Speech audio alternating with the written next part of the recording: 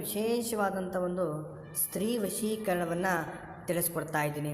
ಅದು ಯಾವ ರೀತಿ ಅನ್ನೋದನ್ನು ಈ ವಿಡಿಯೋವನ್ನು ಸಂಪೂರ್ಣವಾಗಿ ನೋಡಿ, ಯಾವುದೇ ರೀತಿ ಅಡೆತಡೆಗಳಲ್ಲಿ ಸಂಪೂರ್ಣವಾಗಿ ಈ ವಿಡಿಯೋವನ್ನು ನೋಡಿ ಸಂಪೂರ್ಣವಾದಂಥ ಒಂದು ಮಾಹಿತಿ ಈ ಸ್ತ್ರೀ ವಶೀಕರಣದ ಬಗ್ಗೆ ನಿಮಗೆ ಒಂದು ಅರಿವಾಗ್ತದೆ.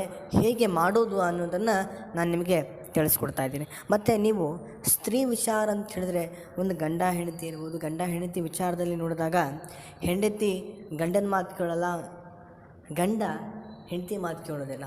ಆ ಸಮಯದಲ್ಲಿ ಒಂದು ವಿಶೇಷವಾದಂಥ ಒಂದು ಮಂತ್ರವನ್ನು ನೀವು ಹೇಳಿಕೊಂಡ್ರೆ ಸಂಪೂರ್ಣವಾದಂಥ ಬದಲಾವಣೆ ನಿಮ್ಮ ಜೀವನದಲ್ಲಿ ಮತ್ತು ಯಾವುದೇ ರೀತಿ ಅಡ್ಡಿ ಆತಂಕಗಳಿಲ್ಲದೆ ಸಂಪೂರ್ಣವಾಗಿ ನೆರವೇರ್ತದೆ.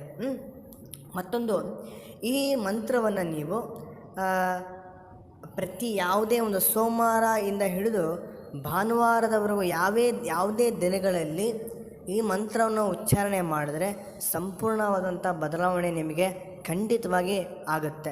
ಮತ್ತೊಂದು, ಈ ಮಂತ್ರವನ್ನು ಹೇಗೆ ಉಪಯೋಗಿಸ್ಕೋಬೇಕು, ಹೇಗೆ ಸಾಮಾಜಿಕ ಜಾಲತಾಣದಲ್ಲಿ ಹಲವಾರು ಜ್ಯೋತಿಷ್ಯ ಜಾಹೀರಾತುಗಳನ್ನು ನೋಡಿ ನಂಬಿ ಮೋಸ ಹೋಗಿದ್ದರೆ ಇವರನ್ನೊಮ್ಮೆ ಸಂಪರ್ಕಿಸಿ ಭವ್ಯ ಪರಿಹಾರ ಪಡೆದುಕೊಳ್ಳಿ.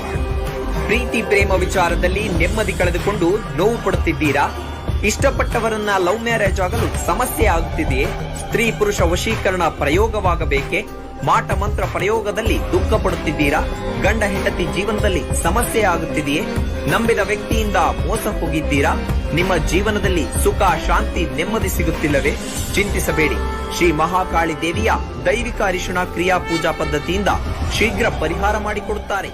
ಗುರೂಜಿಯವರು ನೂರಾರು ಕುಟುಂಬಗಳ ತಿಳಿಸ್ಕೊಡ್ತೀನಿ.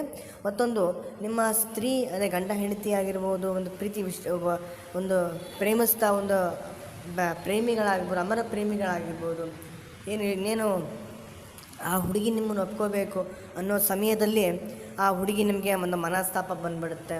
ಇನ್ನೇನು ಆ ಹುಡುಗಿ ಮದುವೆ ಆಗಬೇಕು ಅನ್ನೋಷ್ಟರಲ್ಲಿ ಆ ಹುಡುಗಿ ಮದುವೆ ಆಗಬೇಕು ಅನ್ನೋಷ್ಟರಲ್ಲೂ ಸಹ ನಿಮಗೆ ಒಂದು ಬಿರುಕಾಗುತ್ತೆ ಮತ್ತು ನಿಮ್ಮಲ್ಲಿ ಒಂದು ಮಿಸ್ಅಂಡರ್ಸ್ಟ್ಯಾಂಡಿಂಗ್ ಬರುತ್ತೆ, ಅನಾನುಕೂಲಗಳು ಹುಟ್ಟುತ್ತಾ ಇರುತ್ತೆ. ಈ ಅನಾನುಕೂಲ ಹುಟ್ಟೋದು ಯಾಕೆ ಅಂತ ಹೇಳಿದರೆ ಈ ಒಂದು ನಿಮ್ಮಲ್ಲಿ ಅವರದು ಮಿಸ್ಅಂಡರ್ಸ್ಟ್ಯಾಂಡ್, ಅವ್ರು ನೀವು ಅರ್ಥ ಮಾಡ್ಕೊಳ್ಳೋ, ನೀವು ಅವ್ರನ್ನ ಅರ್ಥ ಮಾಡ್ಕೊಳ್ಳಲ್ಲ ಬಂದಾಗ ಈ ಒಂದು ಮಂತ್ರವನ್ನು ನೀವು ಹೇಳಿದರೆ ಖಂಡಿತವಾಗಿ ನಿಮಗೆ ಒಂದು ವಿಶೇಷವಾದಂಥ ಒಂದು ಬದಲಾವಣೆ ನಿಮ್ಮ ಜೀವನದಲ್ಲಿ ಖಂಡಿತವಾಗಿ ಆಗುತ್ತೆ.